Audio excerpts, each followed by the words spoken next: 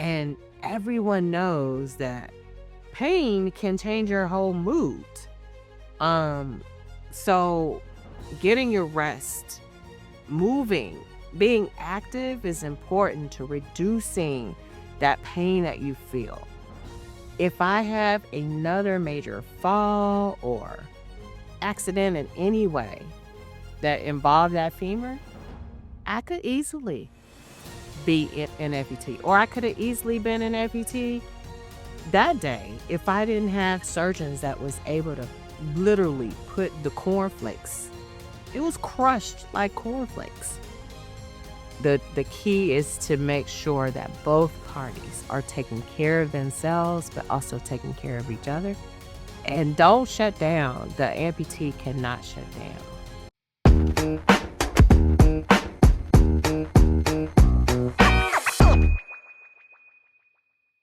Good morning, my supporters, my friend. This is the Missing Piece podcast, the story of resilience and voices of hope. We are here again, and this is my first guest for 2026, Dr. Tiffany Gouch, who is here, and she will be talking about.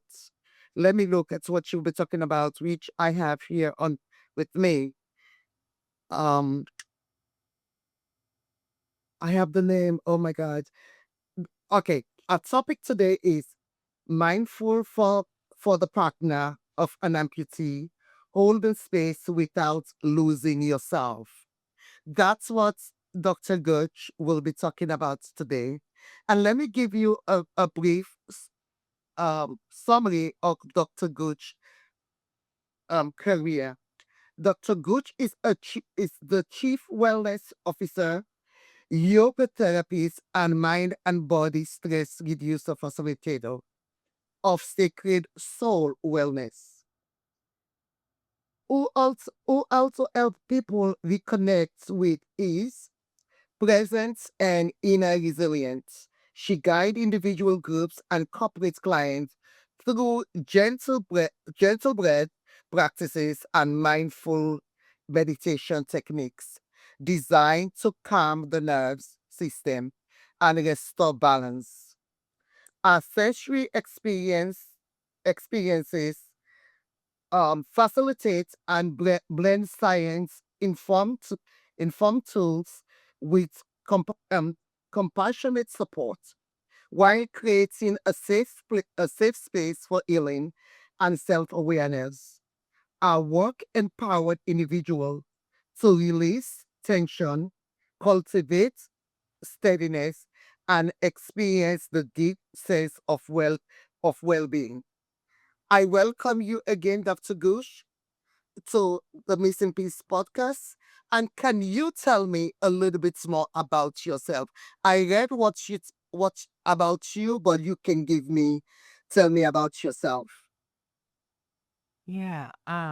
Thank you so much, Lydia, for having me and first guest of 26. This is amazing. But thank you so much for having me on.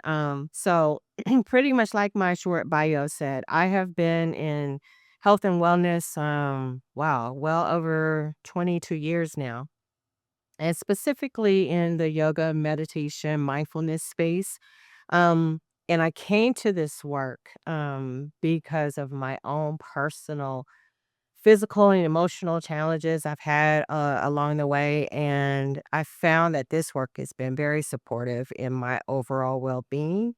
And so I love that I found something that works for me, and I love that I can create community, and hopefully it's work that will support someone else's journey along wellness and healing and recovery, whatever that looks like for them. And so, I literally have worked with different people, people from different cultures, I'll say, in community. So I have yet to meet anyone that has not yet benefited from this work. So I'm excited to have this conversation specifically with this population. And hopefully it will touch one of your listeners.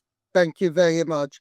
When I was working, I retired. When you came, I was still working, but I retired about a year. and a half ago. But so we used to have a yoga session at work once a week, every Wednesday at 4 o'clock, where they were encouraging staff members to come and participate. Well, again, most of us there who came at the time were female. We were females, and none of the male. I guess I don't think I saw any male during that time. But and again, it was a building of over 200 people, and if 10 of us comes to the yoga class, it's a lot. But Oh, wow. one of my coworkers used to encourage me to come there, and I loved it. And it calms me a little bit because I usually tell people that I have an undiagnosed ADHD because I cannot keep still. My mind moves around so much all the time. Well, so thank you again. And I know the first time I met you with your fiance at the time, now a husband, James Gouch, at my 5K walk, and with such pleasant and joyful ex- experience with you on that day. And again, I on that day I was not able to know you much because I was busy running around. And then at last year, was it last year or year before last? Last Year before last. November. Yes. 2024 with it November 2024, I attended your wedding, which to this day I tell my friends that that was one of the best wedding I have been to because Wow. the planning was really, really nice, and the ambience and the environment, it was just nice and small, but the joy of being around the people that you invited was really, really nice. I enjoyed it. To this day, I tell people that's one of the best wedding I had attended. And I am glad that Thank you and James are doing wonderful, wonderful, as great couple as you are. And Yeah. Dr. Gooch, husband, is an amputee who came from Alabama at the time. Now they live in Tennessee. From Alabama at the time to my 5K walk. I was surprised. I was astonished, to say the least, because I was not expecting, even though he told me it was coming, Mhm. I just said, okay, let it go over my head. But to see him, Yeah, just random person you had never met before. never met him before. Ne- well, let me give you a joke. When I sent my children to go pick you up, I wanted to send my daughter alone, but then I was like, no, she is a girl. She is young. I'm not doing it. So I had to pull my nephew out of the crowd to say, even though it was manpower helping around, I said, go with her because I don't want her to go alone because my daughter wasn't doing much. She was just there looking cute. But my nephew was my nephew was He was were working. walking and helping out around, and then I had to pull him and said, I cannot let her go alone because I don't know who these people are. But if you come tomorrow, I will ask her to go pick you guys alone without my nephew because you're real people. But let's dive into this. As an amputee myself, what you're doing right now, I don't think I will get my husband to come out and sit down and do for me to talk about his experience with me being an amputee. Well, again, I lived with my husband for, you know, we've been married for 30, almost 30 years now, yes. And so for 25 years, I have my two hands. So he does not know me any differently than Lydia with the two hands who have always. So it his frame His frame of experience is much different than yours. So let me ask you the Yeah. first question to start the to open the floor. When someone becomes a partner of an amputee, what emotional shifts tend to happen that people don't expect? Wow. So I think it depends on the individuals in the relationships, uh, as to what emotion might come up for them. For me, because of my background in working with healthcare, with patients before, like I've seen, and I'm prior military, so I've seen a lot of things that maybe the average everyday person would not see when it comes to this body. And so for me, I didn't think of it as him as an amputee. He's a left above the knee amputee, but he also has a prosthetic left eye as well. So, to look at him initially, you don't know anything is missing until he begins to walk, and then you notice there's not a smoothness necessarily to his walk. So, for some, what emotion might come up? Sadness, maybe some type of grief, like there's been an actual, um, loss of, like a death, um, for that person. And so, for me, I didn't feel any of that. If anything, I think what came up first is like, "What's your story?" What happened? I was inquisitive, I wanted to know. Um, and then once I hear the story, it's like, "Man, so young."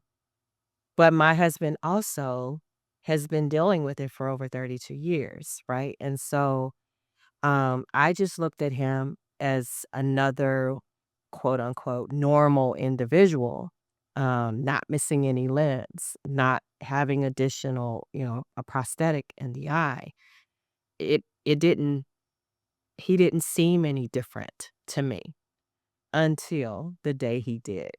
And by that, I mean, then I noticed all of the things I would take for granted that I needed to help make accommodations for him. And so for me, that was like, ooh, use the work that I do and become more mindful about the environment around me that I take for granted as an able-bodied person, that he may need some types of accommodations. So, um, yeah, I think, the strength of the partners is huge um, in the story and in terms of what emotion and how is the person with the amputation, how are they dealing with their amputation too? Because that is important in how that comes across with the partner and how they may respond. Oh, wow. Because in my pursuit of this business that I'm in right now, helping amputees, when I meet lower extremity amputees, they look at me like, get out of here, there's nothing wrong with you. Mhm. Because lower extremity amputees think that upper extremity amputees don't have nothing to worry about because they have mobility. Their mobility is still sound. They can still go places. They can still do things with their legs. Whereas they have limitation with their lower extremity. So I go to an amputee meet where I've been the only consistent upper extremity amputee at the amputee meet. It's all lower extremity amputees there because I am looking at the shift. I said, "Oh," and there are a lot of upper extremity amputees, but if you have your one hand walking and the other one is gone, kind of feel like you can manage life much normal than lower extremity amputation. And for Mm. James, I have met some amputees who just sit in wheelchair. They're not moving nowhere. They're not doing anything with their body. They're afraid to get themselves up and walk with the prosthetic limb that Yeah. they give them. And for like you said, when James walk around, it does not seem any different than someone who might be just bluffing. You know how some men walk with a swag. Yeah. So that's how he looks to me. And even when he have on the walking stick now is is fashion. Yes. Yeah, he had the walking stick for our wedding. Yes, he had the walking stick for the wedding. So it looks like Mhm. fashion statement. It does not look like it was. And so this is the manuals. And again, let me say this before I go any further. I salute you for your service. I did not know that you were in the service until this past November when you posted on Facebook.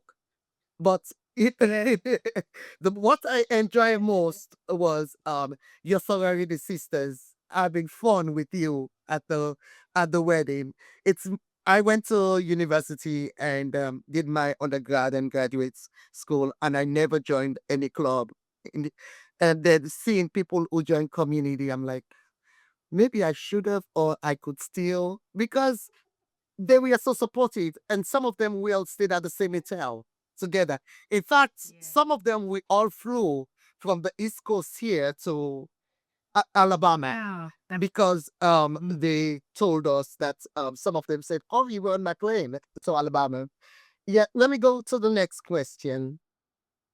Okay. So, how do you define olden space in a relationship shaped by disability or limb loss? You've already answered that in the previous question, but you can just shed a little light on this one as well. Yeah, I think for me holding space. Oh man, that can mean so many different things. For me how I hold space is a listening ear, right? Again, because my husband has been an amputee for so long, there are things that he's already gone through that I may not have the experience to experience with him because he's already navigated that.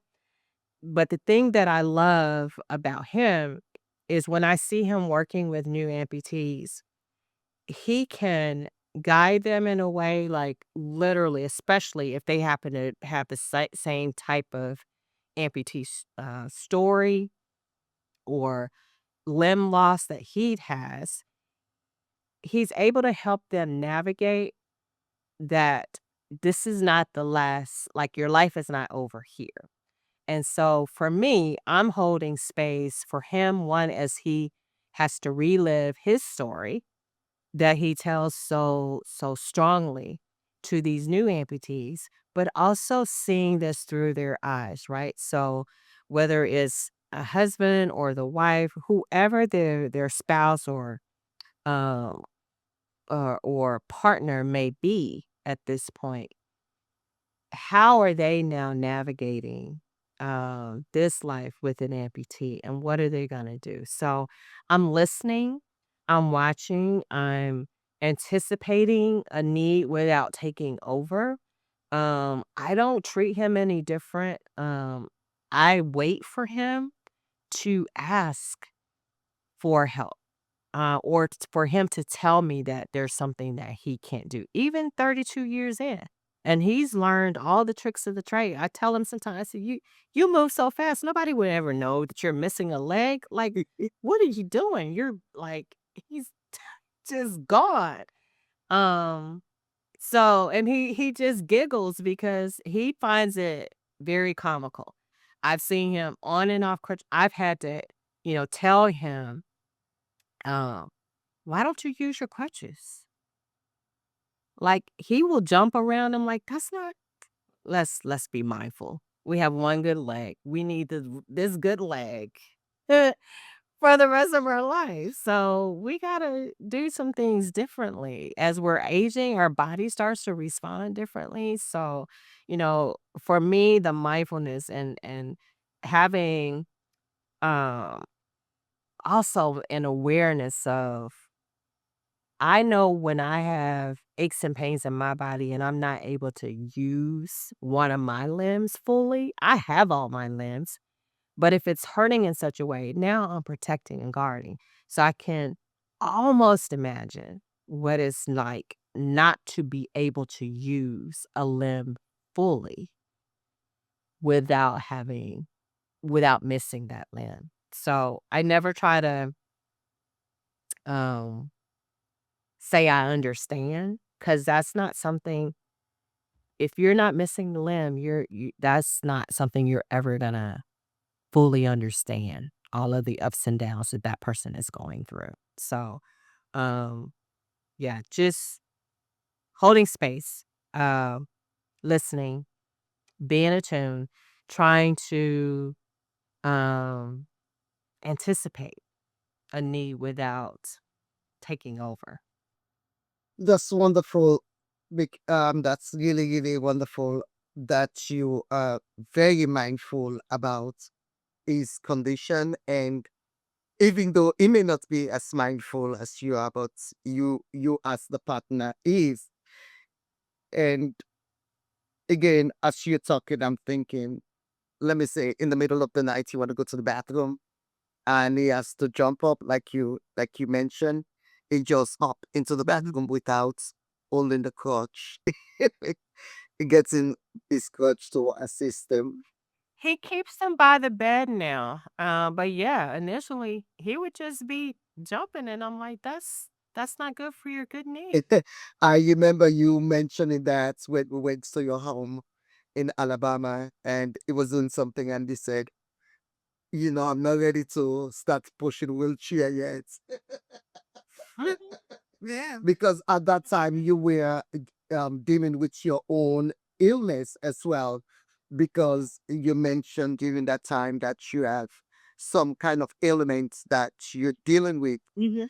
And even though Yes. you got married the day before, but you were still with behind the smile there were pains. Yes, I walked down the aisle with walking pneumonia, and I didn't even know You it, kidding but me? I have been yeah, I had walking pneumonia, and I'm just thinking, I was just a little tired from wedding preparation and all the things, and, um it turned out I went to the doctor the Monday after the wedding, and they said it was pneumonia, which makes totally sense because I was wheezing and I was having problems breathing. But aside from that, I had also just found out I was diagnosed with fibromyalgia and osteoporosis.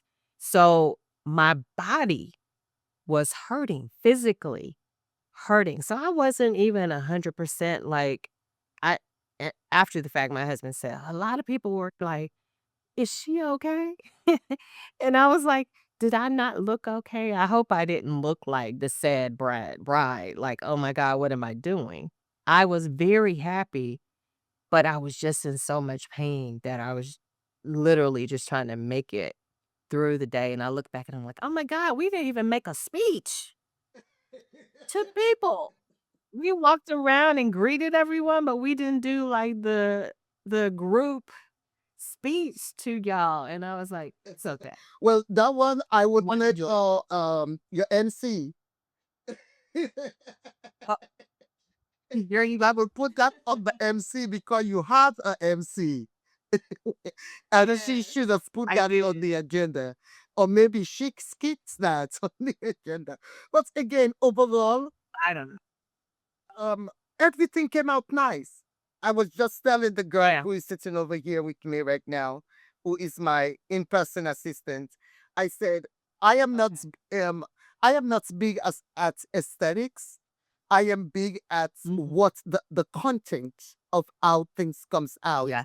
I said I don't go Yeah. crazy over little details because that's not Yeah. the point. But Yeah. the fact was the wedding went on. We had fun. The first time I drank double or nothing. So when I came to the East Coast again, and then I asked bartenders for double or nothing, they're looking at me like I have forehead. But like, what's double or nothing? I said, Google it.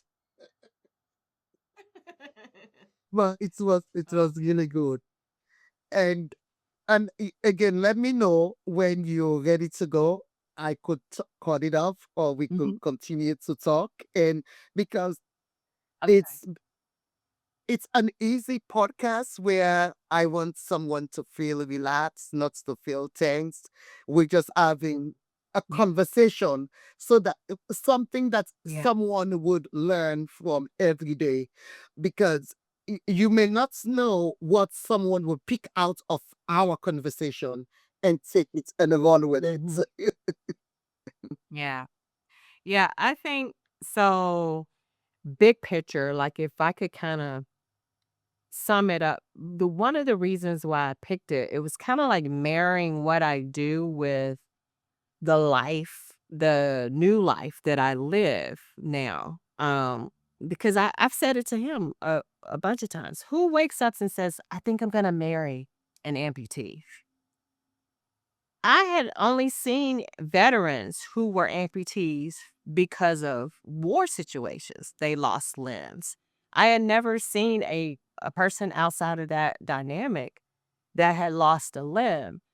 And so me learning, his story and then seeing subsequent new amputees come, like when they find out and he gets calls, because he used to visit people in hospitals what right after they found out that they, had a limb loss or maybe the family member it's been discussed, for medical reasons, now they need to take the limb, and so he's been there, and I've seen him help people kinda navigate the initial steps into the conversation. What I notice is there may be resources out there, but it's not pooled very well.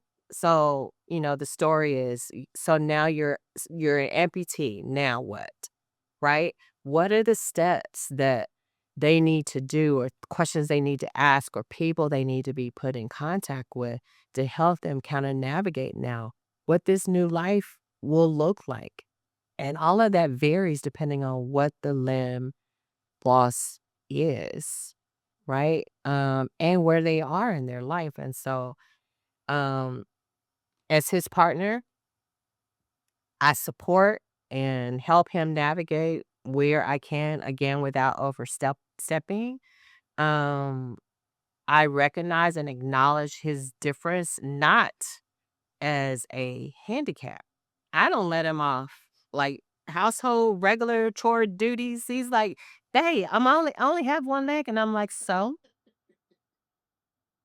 It may take you a little bit longer, but I mean, let's what? I don't let him off. So, but I also don't force. I know I realize there are just some things he's not going to be able to do, but I'm not. Like I'll mention it and he'll huff and puff, but he'll get it done. So, I encourage, I know it can be hard when you get news, whether you're the person that's getting the news about having to have a limb taken, or you're now that spouse, the partner, caregiver, whatever you label you choose to have, where now you're having to support. Try not to um, let your sadness overcome the sadness of the person that is actually living, has that lived experience of their limb been taken, especially if, like yourself. You had both your hands, you said, until you didn't, Yes. right? Or a long For a long time. time. It's good. Yeah, More than and half your of my life husband because I don't think I'm gonna live another 50 years. So I just lost my hand 5 years ago. So so it's pretty So that's important.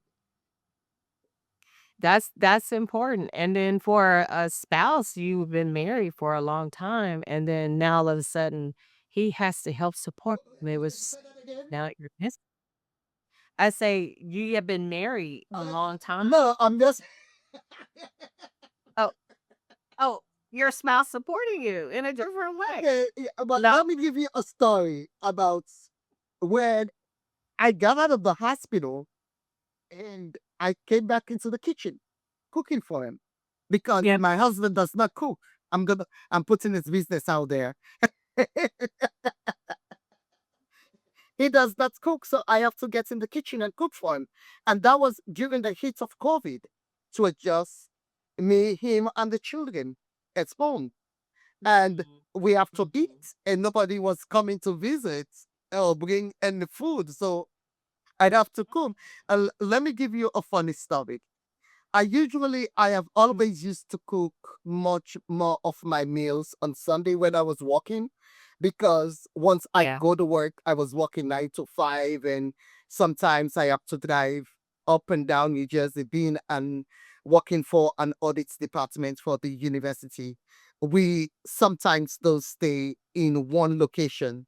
We have to drive Mhm. back and forth to different areas of the universities within New Jersey. So, Yeah. and I cooked this. I don't remember what I cooked, but maybe let me call it beef stew in a pot. Because my husband loved beef stew. And at Mhm. that time, I was afraid of picking the parts from the stove to put it into another location. So I asked him, sitting from his couch, I said, "Can you pick up this food for me from the stove and put it in, just transfer it from one location to the other?" Because I was learning how to use my hearing, my prosthetic hand at the time. And it picked up the pot and dropped the whole pot on the ground. The whole pot of meal that I cooked. Eh, And No. what I want to get mad, but I just said, you know what? I'm not even gonna try to get mad. Because Yeah. there was nothing to salvage at the time. We just kind of scoop everything out and throw them out to try to clean the kitchen and for me to start all over again. Mhm.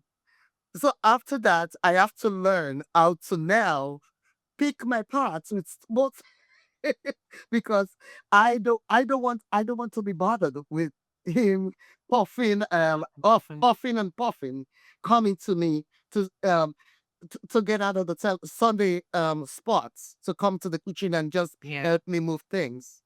And forget the children. They were worse. You have to call them 10 times before they answer you for once. And then they don't come because they will ask you, oh, you didn't say what you want. That's why I didn't come. Well, okay, Lydia. So we can look at it in one or two ways, right? So they were giving you your independence, not taking away your independence, allowing you to still do all the things that you normally would have done if you had two hands, Yes. right? Or they were just being non-helpful, support people. Either way, Um, you made it. You figured out how to I do it, figured it out. and I Yeah. think that's the resilience of the amputee, right? Those with loss or limb difference, that's the resilience. You guys have to figure out how to work around And your new yes, story. it is. Because I will tell you this what's my daughter did to me 2 months after I lost my hand. The one thing that I was worried about that I lost my ability to drive because I am a Mhm, go-getter. I am a let's go, let's do this. I'm on the wheel and I'm not afraid of the road. I can drive from here to mhm, Alabama. I will only stop for gas and toilets, usually in the bathroom. But other than that, I am a mm, driver and I have a sense of what a road where a road will take me. So Mm, mhm. where 2 months after I lost my hand, my daughter was 17 at the time. And we get to the car and she said, Mommy, you're gonna drive today. I said, Oh my god, I didn't have my prosthetic hand yet. At the I my hand was still in what they call the thing, the shrinker. I was still wearing the shrinker. And she said, You're gonna drive your car. I said, how am I gonna drive with my one hand? And she went to the passenger seats and then I have to go to the driver's seat. And she sat down. Yeah, So you see, my nephew would have been more mindful than my daughter is. My daughter is more intentional, whereas my nephew is more compassionate. So, yeah. I think we have to find a good mix of that, right? So again, it's like we don't want to take over, but we also don't want to enable you to not do. yes. So she gave me the car and I drove, and that's when I realized that most of the time we don't drive with two hands, we only drive with one hand. That's right. So when I get into the car, I was Hold up, I need. and then the only problem I have was because the navigation to indicate is on the left of the car. Then I have to use my stop to pull it up. See, hey, I was on the car driving, and from there on, I did not ask any of them anymore to give me a ride or to do anything. Not that I do. Yeah, I was driving and and I jumped in we have a Tundra, which is a big vehicle, and I was driving it. So yeah, it came just easily, and that's when I realized that okay, I'm not an I am an amputee, but not an amputee anymore. I can do it. I can do anything. yeah, And that's just it took me over because then I do realize that I have my independence again. yeah. Because Yeah, I think everybody should be allowed to grieve the loss, especially if they were not born with a missing limb. It's something that, happened after the fact. So yeah, have that grieving process, but don't stay in that process because there's more to you. There's more life to live than the limb that you've lost.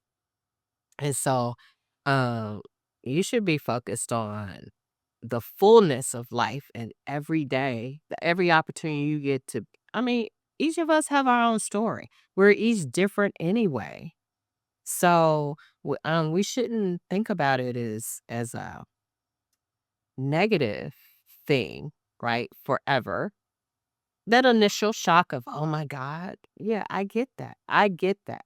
I had an injury to my left femur. My femur was crushed.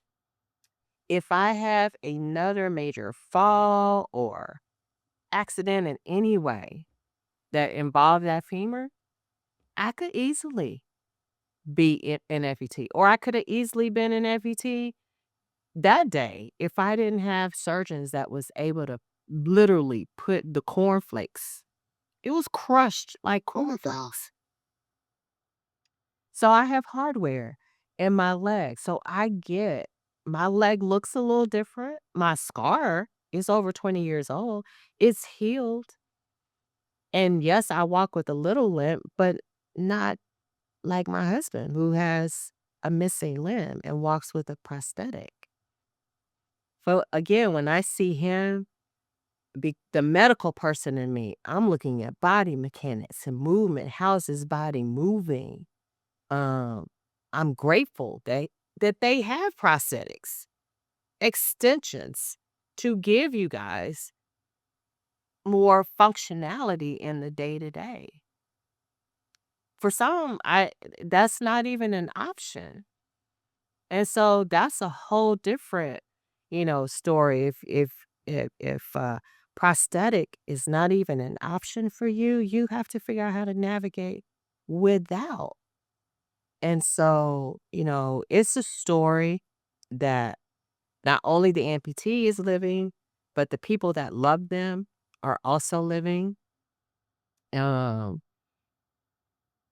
the key is to make sure that both parties are taking care of themselves, but also taking care of each other. And don't shut down. The amputee cannot shut down. They have to communicate uh, when they're having good days and bad days, when they need support with something, because otherwise, we can see you struggling. Some of us will jump in and help. Some of us will ask. Others will be like, whatever. They'll figure it out. And that's just not a good place to be in. Like, have some human decency and kindness about yourself. Just like you would assist an older person with picking up something or moving something, opening a door, all the things. Support your partners in that way too. But live your life. My husband he's riding bikes and working out and jumping out planes, doing all kind of Yes, to keep us with you. no, not me. He's the adventurous person. I'm trying to keep up with him, but he's doing all these things. I'm like, You are really well. Yes, to keep up with. oh no. That's what he says, but I'm trying to keep up with him. I'm like, good God. I bought a e-bike because he's about to do a bike ride, a cross It's country bike okay. ride. It's okay. I haven't been on a bike since I was 12, Lydia. And then I got on the bike just to test it out. And I'm like, oh, this is cool until I almost ran into the curb. I'm like, I need, this is so funny. I said, I need training wheels. He said, you got training wheels. You got 3 wheels. And I'm like, That's not that's not what I'm talking about. But we gonna make it happen. So I'm trying to stay active with him, but also mindful. I can't afford to break nothing. I can't afford to break nothing. So So you about I'm gonna say you be more careful than is. yeah. Yeah. I'll be riding, needless to say, I won't be riding out in open traffic. I will be on the parks where there's no cars with this bike. Yeah. I'm telling you. Oh. Well, you see, that's the thing about the willingness to want to be in the present of yourself. Mm-hmm. Um, Yep. let me say this. And when I lost my hand, I had friends and family who came around to support me. Mm-hmm. What I was thinking about at the time, I have a daughter who was 17 years old at that moment, and Mhm. my husband, my nephew, and all my other family members and friends, they've all come around, support, flowers, food, gifts. Some of them will leave it at my doorstep because of COVID. They don't want to come into my house. And they will go, some of them will just mail things to me. Everybody just came around. Mhm. I went to my high school in Sierra Leone was an all girls school. So Yeah. our connection is like sorority sisters, where Mhm. it was a small school, so but we were all girls. So now that we are all adults, mothers and grandmothers, because some of our classmates and schoolmates, some of them have already have grandchildren. We connected in different ways. So once they hear that something happened to me, they all just came together and start sending things and collectively being there for me. I looked at myself that if I let myself go, I'm going to disappoint a whole lot of them because They're not coming to support me because they want to see me go down. They're coming to support me because they want to see me with some resilience. And that's when I made it a conscious effort to say, I have to bring myself out of the fog of being an amputee and continue to live my life the same way that I have led it before I lost my hand. So Yes. the only way I thought that I will do it is by creating the foundation to help other people because Mhm. indirectly it's kind of therapeutic to me that I am helping others. I am giving things. I am seeing the delight of people.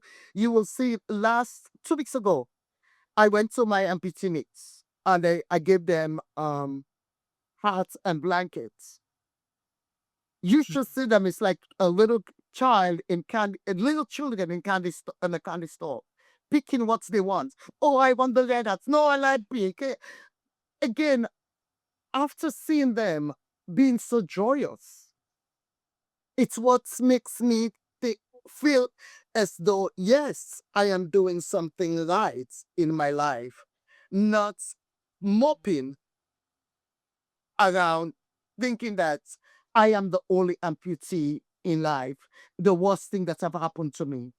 Again, as a wife, regardless of your career path that you have right now, it's if James is crying all day and saying, my leg, I cannot do this, I cannot pick up this, I can not being active to let you guys do things, not challenging himself.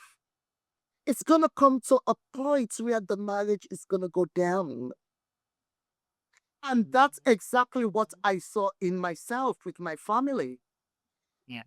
I will lose my family, not because they will leave me, but because I will bring them down. I have been in around some amputees whom I spoken to, I've met, and then I stopped going to them because not because I don't want to, it's because their energy is draining me, regardless of what I say to them. It's not going through. They are stuck in what they want to believe. They don't have a leg. They are less fortunate, and I am better off. You know, I am driving. I am moving around. I can bring something to them, but they cannot do it. What? And it's really draining my energy because Mhm. one of my friends told me that, Lydia, I think in this pursuit you will need a therapy out of what you're doing because it's sometimes you meet people you just they just pull your energy down. You come home and you're like, oh my god, what did I just do? Yeah. And then other times you meet other people, they're just delightful to be around because they don't make their disability um a part of them. Most times when I talk to people, if I don't tell them about my hand, they don't know that I'm even an amputee because I don't talk Mhm. with making it being that my amputation is part of me. Now that's again, Yeah. as I'm talking to you right now, I'm feeling pain, which is every day. Phantom pain, pain on the shoulder, pain on because I have my right shoulder is compensating a lot for my left hand.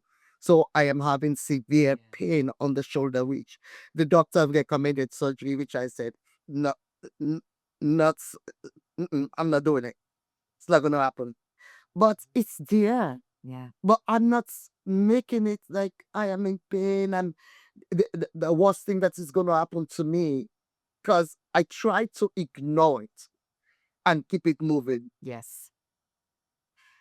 And that's what I was gonna say. I am not an amputee, but I live with chronic pain every day. I wake up in pain every day. I don't know the last time I've had a day pain free. So, and everyone knows that pain can change your whole mood. Um, so getting your rest, moving, being active is important to reducing that pain that you feel. Um, that phantom pain, I have nerve pain. Nerve pain is different than muscle pain. And because I have so many different types of pain, I can't even tell you what's hurting sometimes. It's just everything hurts. But I try not to allow that to change my outlook on life or like energy, like you said, right? There are days my husband can say, "Ooh, you're hurting, aren't you?" And yes, and I know me well enough to know when I need to be off by myself. I need to be less out engaging of people because I'm just in pain. I'm not going to be uh I'm not going to care cuz I hurt. I hurt and I want to feel better and I got to figure it out. So, uh I don't know, I don't have the lived experience of being the amputee, but I do have the lived experience of being someone living with chronic pain. And I know what that can do to the mind, what that can do to the spirit. Um, but at some point, the individual has to determine how they want to live the rest of their life. Do you want to be in the slump, in the dark place, in the isolated, by yourself, away from your family and friends?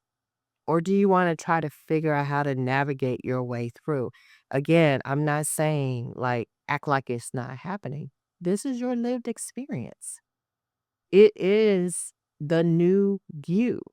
Now you have to figure out how to navigate that in a way that feels more functional for you. So whether you're doing that with yoga or meditation or your physical therapy in whatever form that's um, ordered by your doctor, or find a sport that you enjoy or reading activity, just stay active. Keep your body active and keep your mind active.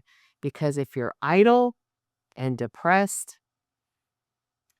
whatever your thoughts are, that's where the way the rest of your body is going to follow and react. So you got to keep the positive thoughts, positive energy around you, uh, and learn better how to kind of navigate and push through those hard days. Because there will be hard days. Those gonna be weather changes, and you're gonna be like, "Oh my god, I can't in this body," and all it's doing is raining, or it's snowing, or it's super cold. And your whole life is like, I can't even get out this bed." But you can't stay there. That can't be your everyday. That's no way to live. That's just no way to live. And so, I just wanna encourage the person that's living this story, that's walking this journey, um, know that there is better, that your diagnosis, your loss right now is temporary. How you choose to embrace your thoughts, choose your words carefully. How do you talk to yourself? The mind matters because your body instinctively feels all of that energetically, whether you say it or not. You think, poor me, I blah, blah, whatever crazy stuff you say to yourself. You can't drink it away. You can't drug it away. You can't um, wish it away. Your limb is now missing. So replace those negative things with something more empowering and positive. And communicate. Mhm. Communicate with the people around you. what you're feeling, right? So, to the partners, if you feel guilty, stop it. There's I nothing don't know about mine be feeling guilty. I don't think mine even see me as being an amputee at all because I don't, but I know mine he does does. not. He just he just go about just wake up in the morning, come downstairs, hold the remote control, Yeah, watch waiting for me to fi- fix dinner. fix Yeah, we have to wait. yeah. I'm sorry. Fix lunch. Let's get the Fix day dinner. started. Yes, What's wrong with and you? that's what exactly it.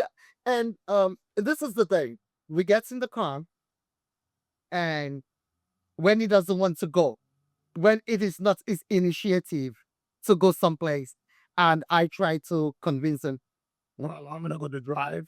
You're going to do the driving. I'm like, bring it on.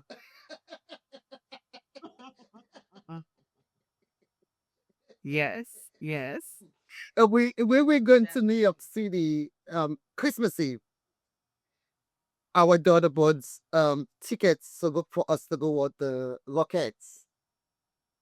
Yeah, Nice. but because it was far for us going, it was not cost economical to use the train to New York. Mm. So it's better for us to drive because Yeah. it saves us time to drive to the train station, wait for the train, and get on the train and Mhm. walk to the location. And it just saves us time to do that. So my daughter and I do the analysis together, and we said it's just better for us to drive because it's for us. It's cheaper, even with the toll and the parking. It's cheaper and it's less time for us to do it. It's better off. But because it's New York, he already have it in his mind that New York is not a place to drive to because of the congestion. We have to take the train. So when we said we were driving, well, I'm not driving. Just go. And he came in the car and he sat to the passenger side of the vehicle in front. And I drove into New York City. So this is the thing. He does not look at me at all like I am an amputee. And even myself, I don't, because I have lived my life with two hands all my life. In my mindset, if they are calling, if I'm in a crowd, they said all amputees move to the front. I will still be in the crowd of because my mindset is not based on amputation on my I'm not living my life day to day as an amputee.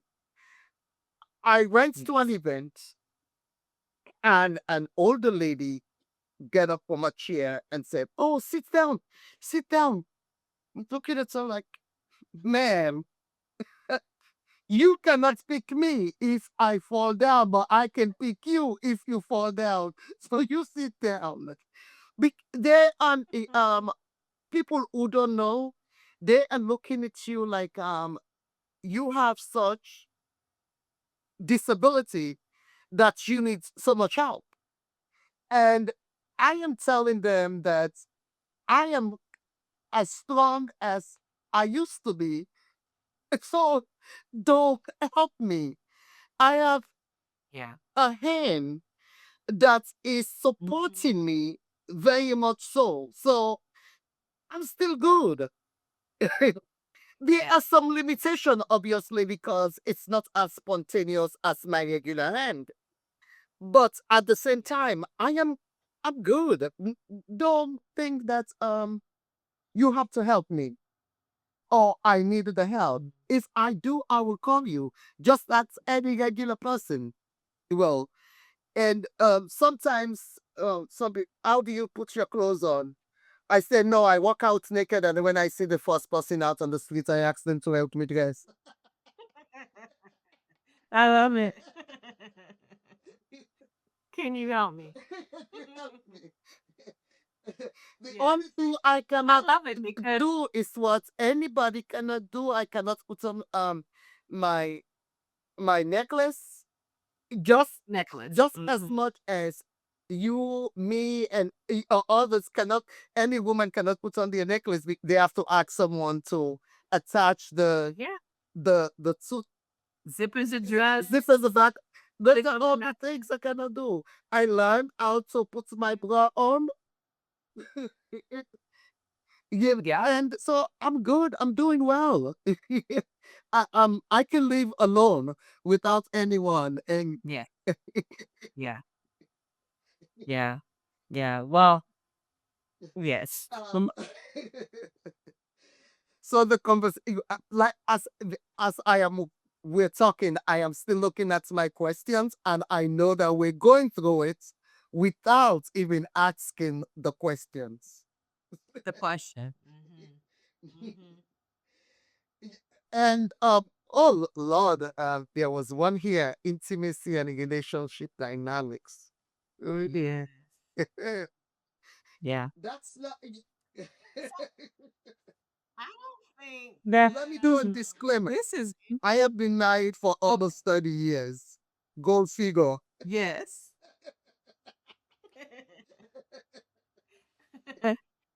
I don't again I guess so I have to remember like I just have a different view about this body. So Um, for me, it's no different than the person that the woman or the man that may have, stuff on their body that they don't like, or they're carrying extra weight that they don't like in certain places, that you might want to hide.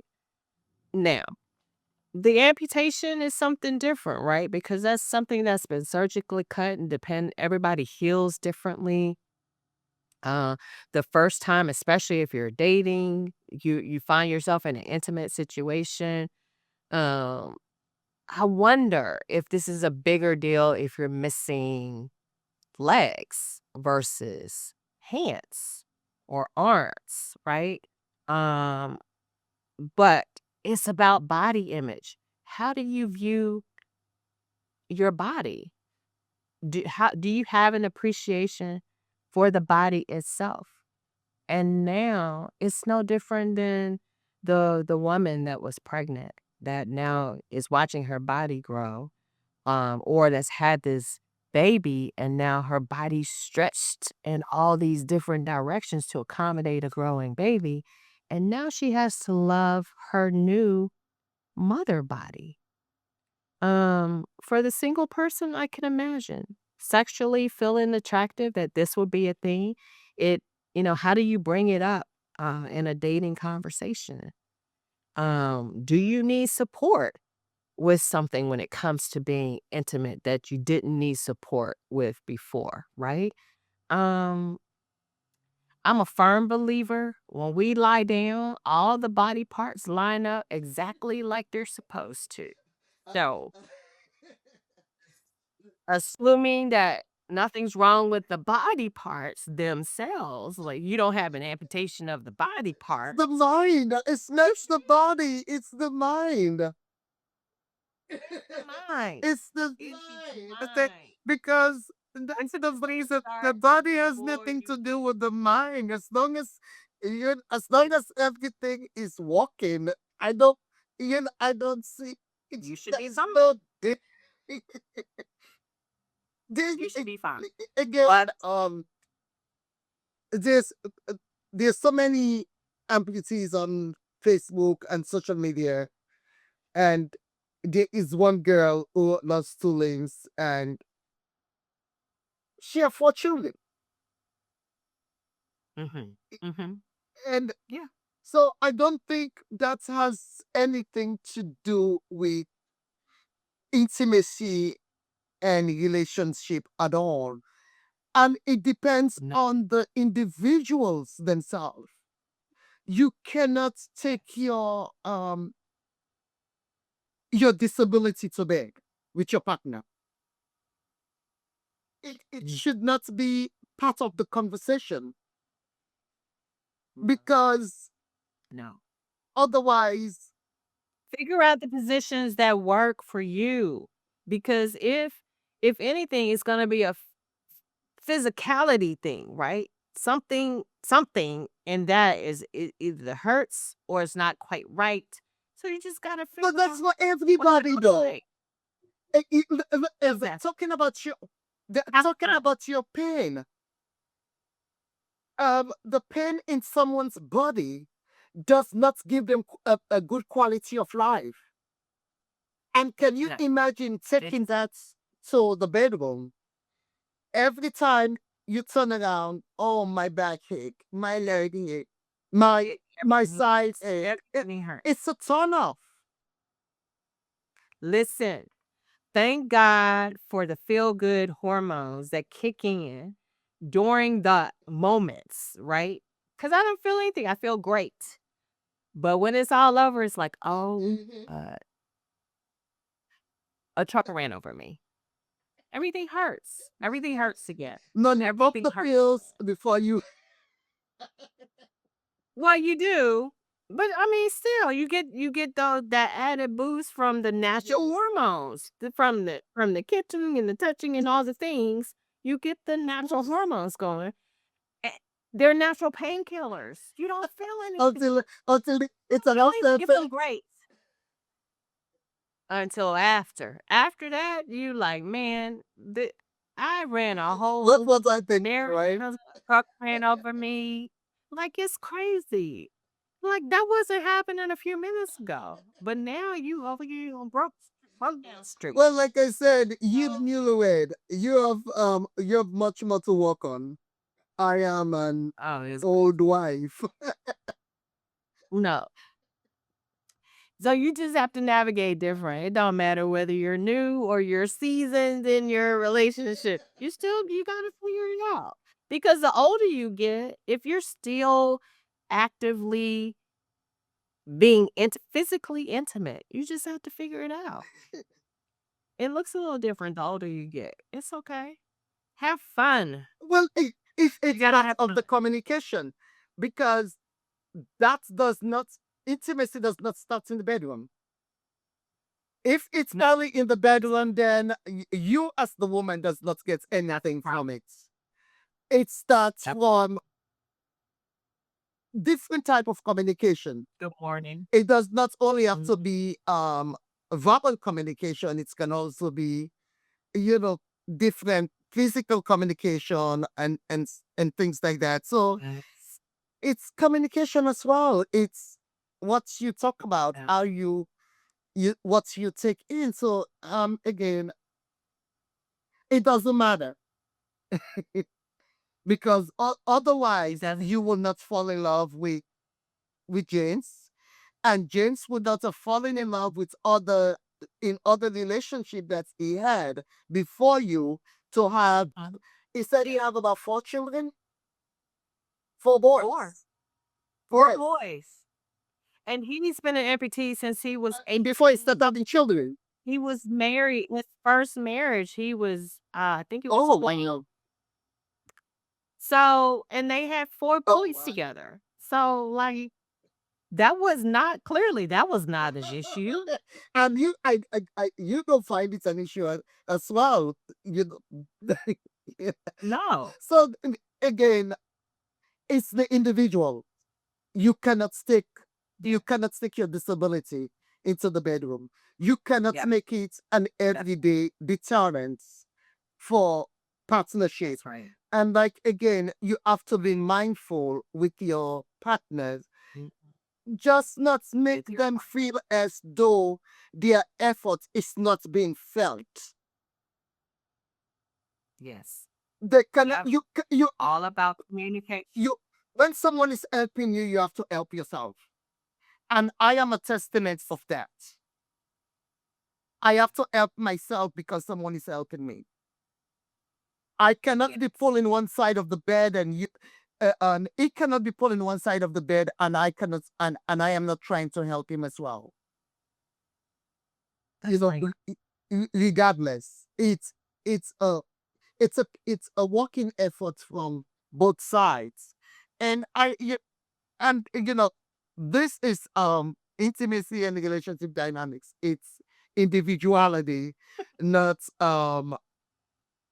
it does not it has nothing to do with the disability. No, it doesn't. No, because if you weren't comfortable with your body before the amputation, you're gonna have that same struggle Of after. course, you- if someone is miserable at amputation, their miserability had started before the amputation. Now it just Yeah, exacerbated after, yeah, and not even an amputation. Any kind of illness, any kind of illness that is in the individual. If you're not depressing, you will always be happy, regardless of when and where. And so I got it. Yes. And again, we're almost done here. Oh wow. And what question would you like me to ask you before we close out? Mm, Because I think we have said almost everything, but you can give us an advice and I give us a reflection. Yeah, I think my big takeaway from this. Okay, so for your listeners, if you've learned nothing else, I think the big takeaway from this is mindset.